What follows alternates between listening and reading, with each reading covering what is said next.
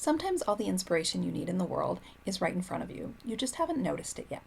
For this exercise, we're going to pick something to write about from your daily life.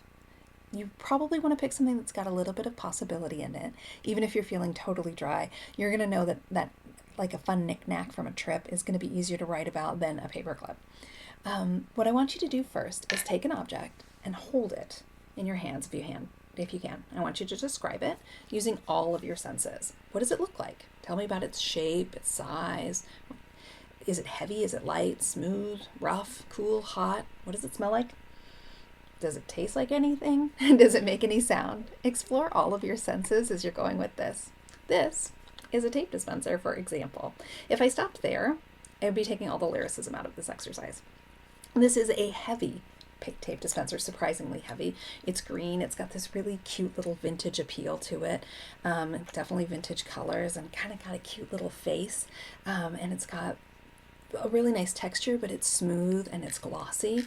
The tape doesn't go all the way across, but it's definitely one of those old metal cutters that has a little possibility. I can see from the bottom, though, it's only from 2001, so it's not that old.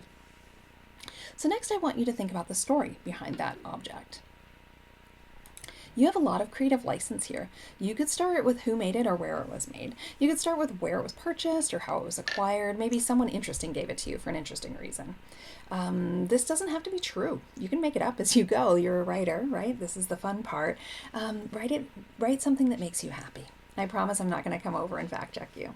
Maybe something eventful happened around this object, or maybe it was something interesting when you acquired it, or maybe the cat knocked it over and broke it, maybe there was a thunderstorm, or maybe it got hidden under a chair for 5 years. In my case, this tape dispenser came from my Baba's house after she died. She loved turtles, and she had a house full of turtle-themed objects, probably more than she ever needed. The story I like to think about with this object is I was in the garden one day, and I asked my son to bring me some tape. And he was tiny, and of course he brought me this tape dispenser because it's adorable, and it was not in a drawer. And it was the wrong thing because it didn't work. This tape has never particularly been effective. But I like to think that there's something in that story about a little boy and what his expectations of tape should be and what a mother is trying to teach him along the way. That may not be an interesting story for you to pursue, and that's fine. But in your own objects, you will find interesting stories. So read over what you've written and think about what surprised you in that.